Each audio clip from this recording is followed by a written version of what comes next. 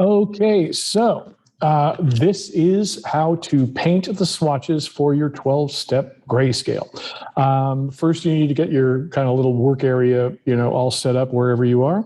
What you need, first of all, is the paint, of course, which is the Liquitex acrylic gouache, and I'll show it to you. This is the titanium white, comes in a little bottle.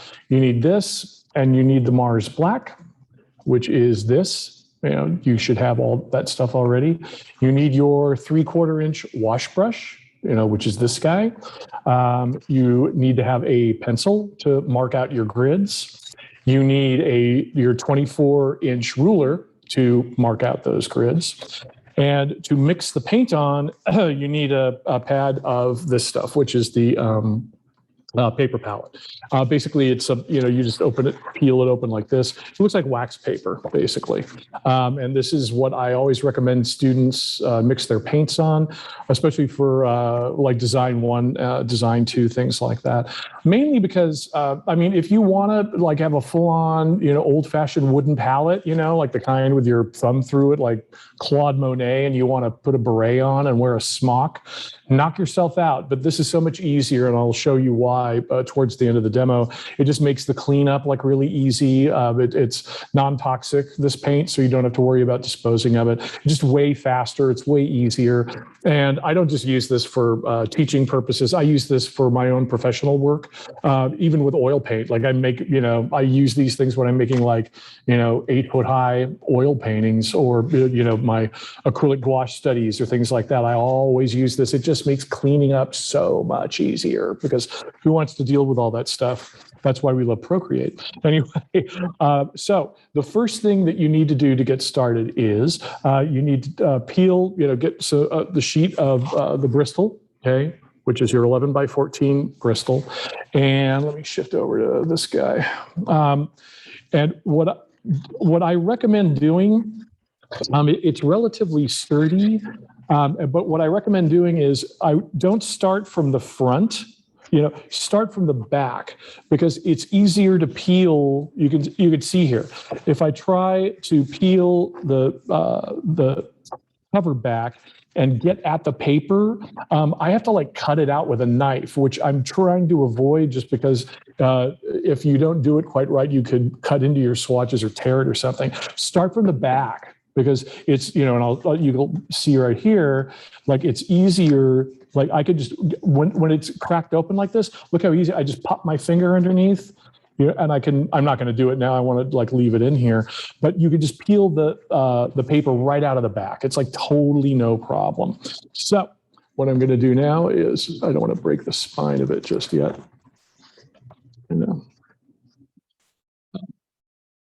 But I just peel it back and work, from this side like this. So you're going to take your paper, and what you're going to do is measure it out. And I'm showing you rather than doing it, because it's pretty repetitive and boring.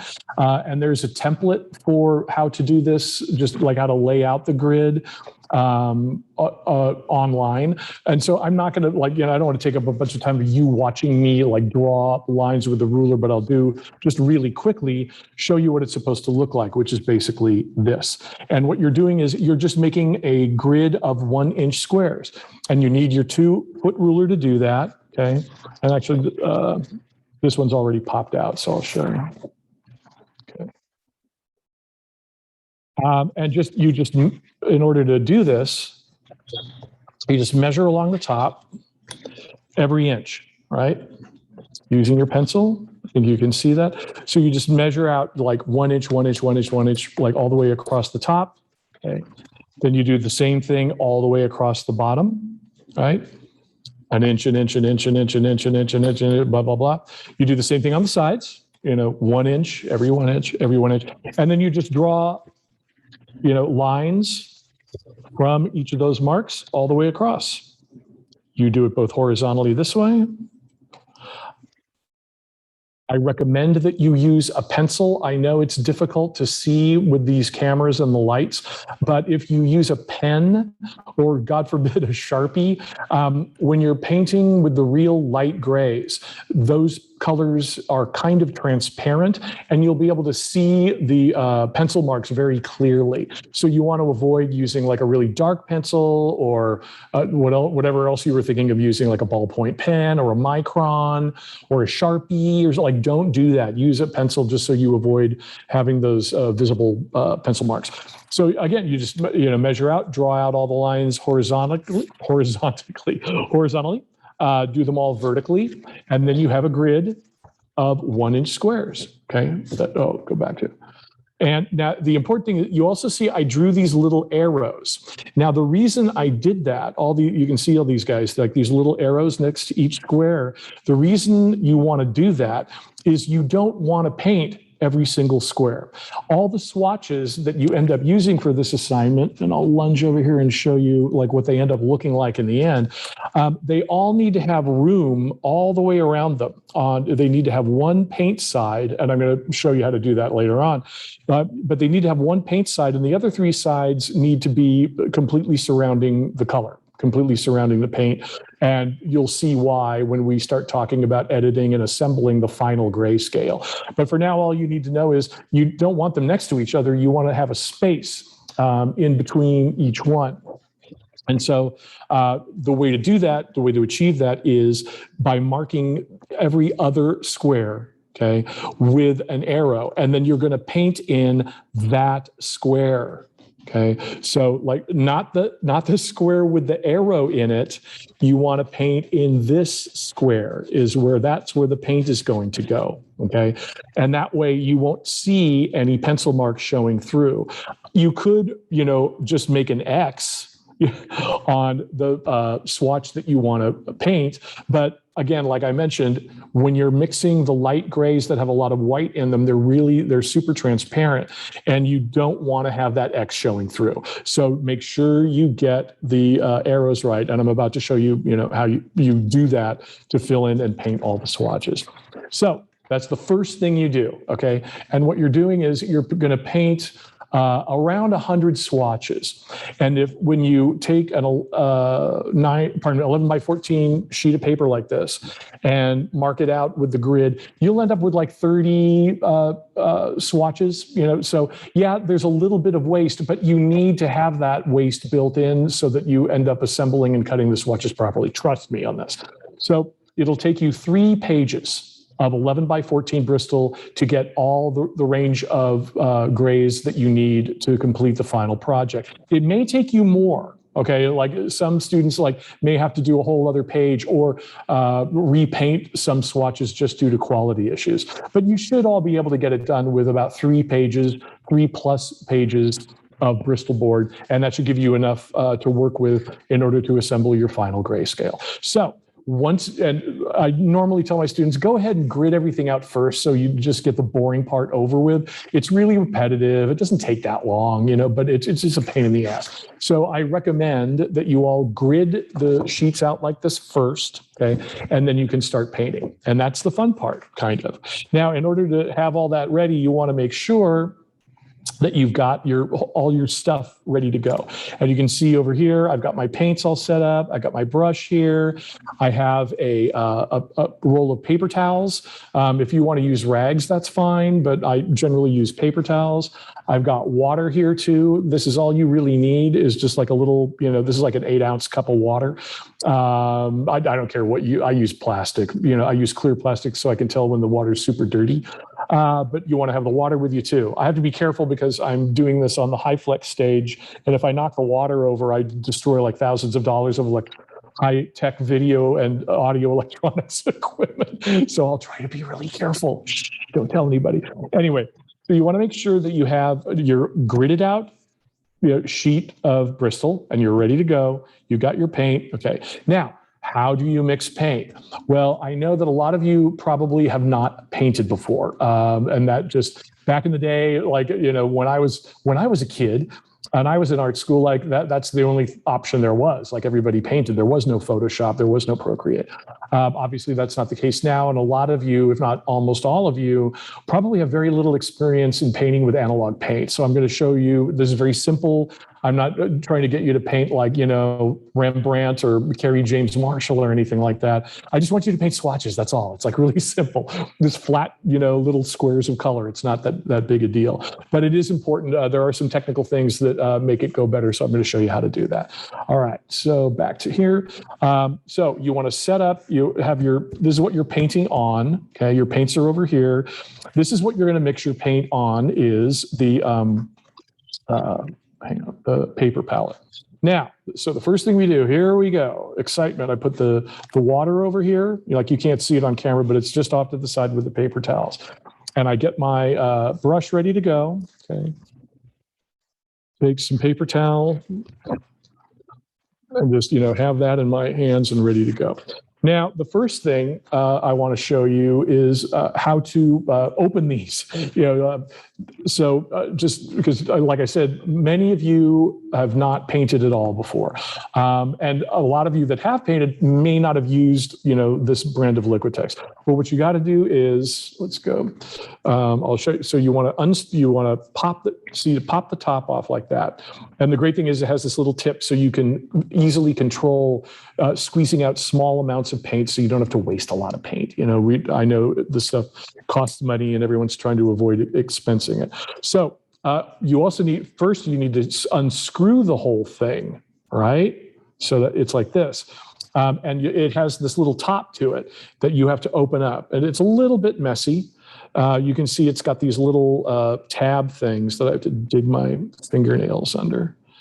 And make sure when you're doing it, you can see I'm trying both to make it visible to you. And also if I accidentally, pop it, the paint doesn't go all over everything. It's a little tricky, and you are applying pressure, so that you will probably get paint on your fingers. Sorry, painting is a little bit messy. Okay, don't wear nice clothes when you're doing this. There, okay, and I got the top off. It just kind of peels back like that, and I just stick the top onto the palette paper. It'll just sit there, and eventually it'll just dry, and I can just throw it away.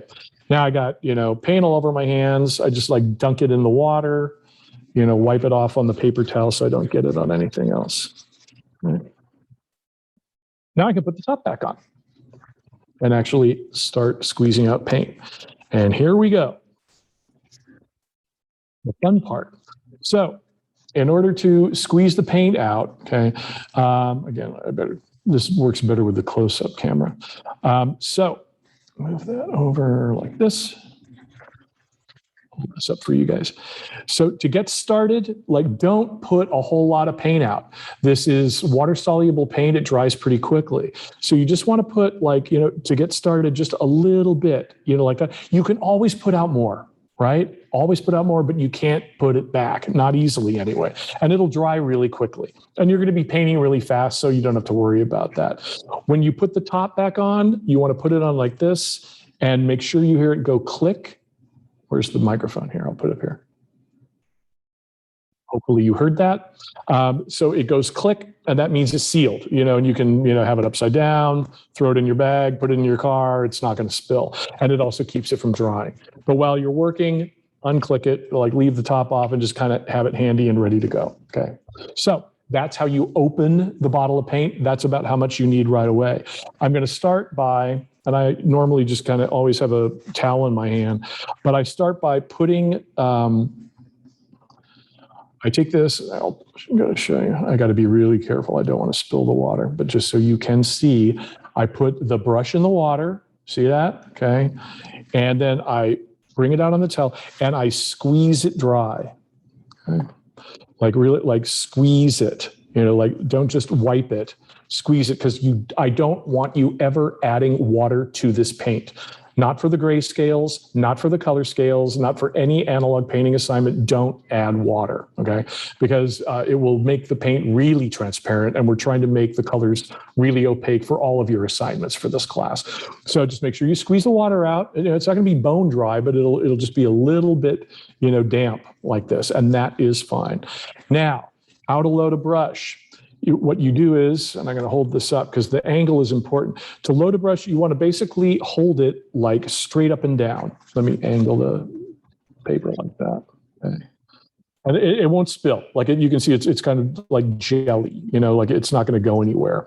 But I'm holding it at an angle so you can see that when I'm loading the brush, I'm holding the brush straight up and down, like vertical, right? And you just hold it up and down, like wipe it this way, turn it around, wipe it the other way, ta-da, you got your fully loaded brush. Then to paint it, this is really important too. I'm going to move this so I can show you. When you're painting, okay, the technique I would like you to use, going from the overhead, is I'm going to start up here. This is pure white out of the bottle. And I'm going to apply the paint pretty quickly. Yeah, I keep going for the over the top one, but this is better, the close up, because you can see better. And so you put the paint down pretty quickly, and it won't dry right away. But what you want to make sure that you do, that is important, is that you actually, hang on, let me get I need something rigid under this.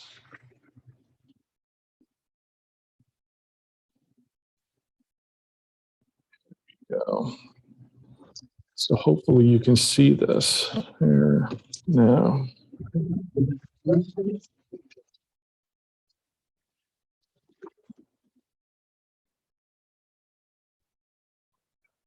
Okay, at an angle. What you want to do is, once you get the paint down really quickly, okay, like look at the angle of the brush and the speed with which I'm painting. I'm going really slow. I'm not pressing. I'm not pressing down. Don't do that. Please don't press down that hard. All you're doing is just gently dragging the brush. See how the bristles barely bend, right? I'm slowly dragging it, and I'm not going this way, okay? I'm going in one direction, left to right. If you want to do left to right or top to bottom, whatever, I don't care, but you want to do it really gently and in one direction. And it won't dry right away. Just, don't overwork it. Don't do too much.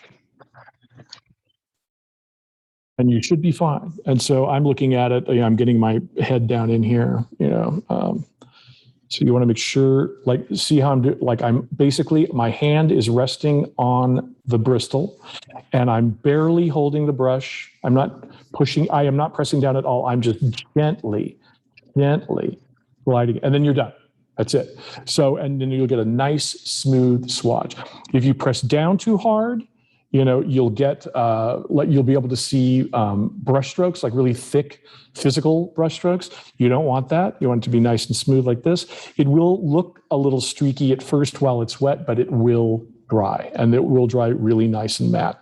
Now, what you're going to do is, again, you're going to have 3 of these pieces of Bristol. I recommend that the first page be mostly light grays. Okay, and the middle page be mostly medium grays, and the last page be dark grays. That'll just make it easier for you to edit and sort your swatches later. So how do we mix those grays? Well, all white is all white, all black is all black, and everything else you do, the other 100 swatches, are mixtures of those. And so I'm going to squeeze out just a little bit of black. So you just not very much at all. Why? Because of the 2 colors. I'm almost out there. Okay, of the 2 colors, black is definitely, it's the strongest pigment. Okay, and we'll discover this when we get into the color scales part of the term. Is that different colors have different chemical strengths, and black just happens to be a really strong pigment. So compared to white, you need very little black to make the grays dark. White's a little bit transparent. You will find that when you're doing your first bunch of swatches, that they are all, you'll be able to see some of the pencil marks through them. Don't worry about that. All of the medium and dark grays, you won't have any problem with that whatsoever. Okay. And so basically, if you want to, when you get into color, I'm going to ask you all to use a palette knife to more in a more sophisticated way in order to really precisely add or take away amounts of color. For this assignment, you don't need to do that. You can just mix everything with your brush. Just make sure it's mixed thoroughly. So I'm going to go back to this again, and you can see I'm just going to take a little bit of the paint. Okay, it's a Bob Ross video. I'm just going to take a little bit of see how I'm just pulling at it a little bit, and getting a gray here, okay? And that is a pretty dark gray. But I'm going to put it down anyway. You're going to need to create grays that are, and again, put it down quickly, like this. Just get it down on the surface. I want to make sure, another important thing, make sure that the paint goes over the top, the bottom, the right, and the left of those pencil marks. Okay, that's really important for later. So don't do this, don't do like a perfect square or something that's not going to help you. In fact, you will not be able to use those swatches to assemble the final grayscale. They've got to go over the top, the bottom, the right, and the left. And then again, just gently, slowly, one direction, smooth them out, just a few brush strokes, done. Okay, keep going. Right now, that was really dark. You don't have to go in order. In fact, you'll probably find it difficult to do that. So just basically try to keep most of the grays on this first page as light grays. This is actually, as far as lightness and darkness, that's the darkest gray you want on the first page. So you want to be using a lot of white. Okay. I'm going to use all this. And see, I'm just mixing it with a brush, just swirling it around, making sure it isn't streaky. Right. So now, kind of that's streaky, but I want to I'm just spinning the brush around, right? Like that. Looks good. Next. And again, I'm using the little arrow. I'm making sure I'm only painting in the little squares that are marked with arrows. Good. It's pretty nice. Okay. Now from here on in, I'm just going to put a bunch of white out here. There's a little more, and keep going. Because again, these are relatively dark.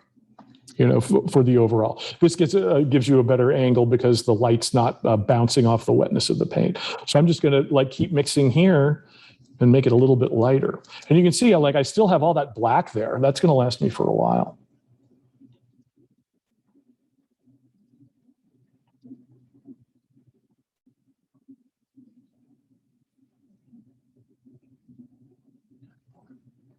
More white.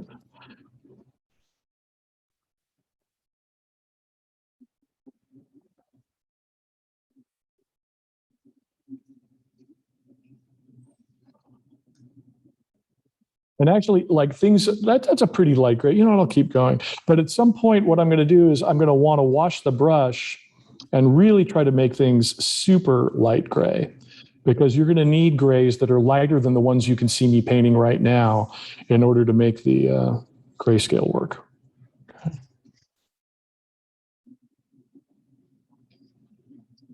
How do you wash your brush? That's a good question. But again, I hope you see, again, I want to repeat, make sure you're not doing this little tiny square like I did. Make sure you're going well over the top, well over the bottom, well over the left and to the right. Paint in one direction only, and gently, gently, slowly, slowly calm down. Or, as instead of STFU, as I like to say, STFD, slow the fuck down. It's just keep it the faster you do it, the rougher and more ragged the swatches will be, and I'm going to make you repaint them. So just take it easy. This doesn't take that long, maybe an hour. This isn't going to take up your whole day like your perspective homework. Okay. Anyway, so how do I wash the brush? The first thing I do, it's I take the towel and I just kind of squeeze all the excess paint off. Okay. And I put the towel over here, might need another one. And then I take the brush, and I'll show you here and back to this one. Now, and I put the brush in the water, okay, and I smash it. Don't be gentle with the brush, okay? These things were designed to be abused by professional artists and art students alike. Okay. Yeah, and you can't see it because the water's dirty, but I'm really pressing down pretty hard and rubbing it, smashing it against the bottom of the cup to get all the excess paint out. Okay. And I'm going to get another paper towel. Again, make sure you guys have paper towels or cloth rags or something. Okay. And then I squeeze all the extra paint out. Okay. The brush does not have to be 100% perfectly clean because, again, all your painting is different grays. But when you're done for the day, you want to thoroughly clean this, in a sink. Now, I can't move the cameras over there to show you, but basically what I do is I don't use soap or anything. I just take the brush and I have it under running water and I just jam like this. This is what it looks like in the cup. I just jam it into my hand and smash it around in my hand until I don't see any paint anymore and the water's running clear. And then I'm done. And then I just put the brush aside. If you want to use soap, if you feel better about doing it that way, you can. Honestly, I don't think it's necessary. I never do it.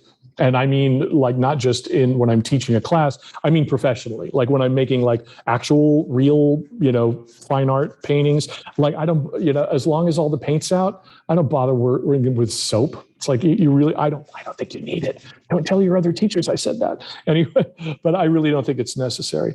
So what I'm going to do quickly now is, this is going to take you, like I said, should take you about an hour to do 3 pages of these, maybe a little bit more. It's not that time consuming, but you want to make sure, that you're really getting a good variety. That's the key. And you're going to be showing me, basically what you're going to do is show me this. You're going to like photograph these sheets and send them to me, and I'm going to take a look at them, and I will know right away if you need more lights, if you need more mediums, if you need more darks. Like I'll be able to tell, and I can tell you, and I'll mark up your grayscales, with my annotation tools and say these are the ones that you need to redo if there's a quality issue or if I think that you need more light or medium or dark. So don't worry, I'm guiding you along the way. You're not on your own. All right. So just for fun, I'm going to go back and try to do some lighter grays. And so I'm going to, again, start with the white and I'm going to start with this white over here and just add a tiny bit of gray. There we go. There. Now you can see barely. It's a little clearer for me because I'm here and my eye sees color differently than the camera does. But you can see how light that is. That's kind of like where you want to be, basically in this kind of whole range of what I'm painting here. This would be your light page, but you need more like the one I just painted.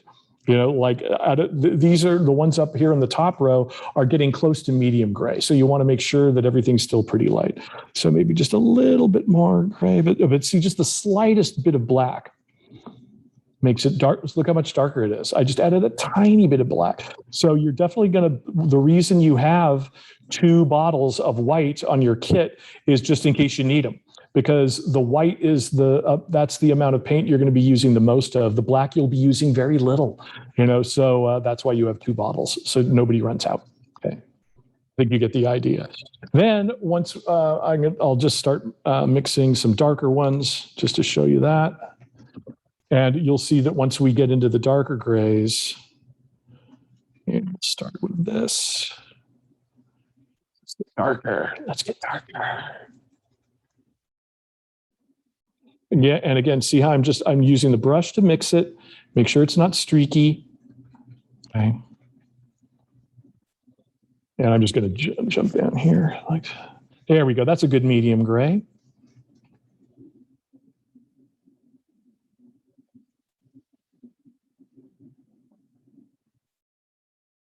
Again, over the top, over the bottom, over the right, over the left. Okay. Like that. And I think you can see again, like, up at the top, you can see like with these lighter grays, you can still kind of see the pencil marks. Hang on, let me get that. You can still kind of see the pencil marks underneath. I'm sorry, it's out of focus. And that will totally change once you get into these darker grays, which end up becoming like totally opaque. And you can't see any pencil showing through it all. So, and it's easier to mix them. The medium and darks are the funnest ones to paint, in my opinion. Okay, and then you can start getting really dark. And I'm not going to fill the whole page. You guys are going to fill the whole page. And even more.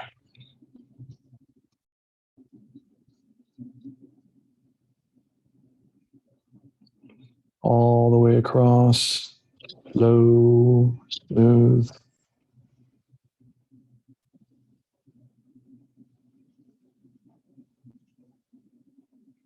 And I think that's about it. I'm ready to clean the brush, but I think you get the idea. So just to recap, you saw how to make the grid, how to draw that out with your pencil.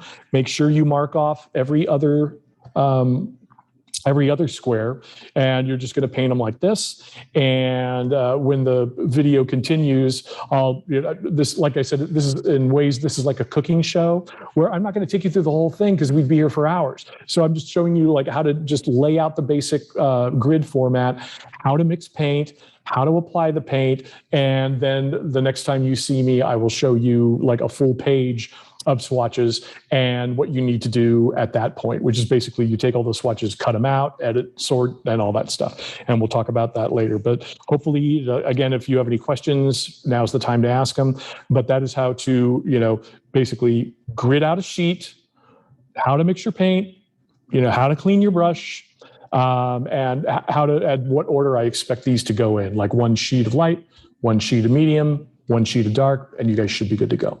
So get on it, start painting, and we'll catch up later. Thanks, bye.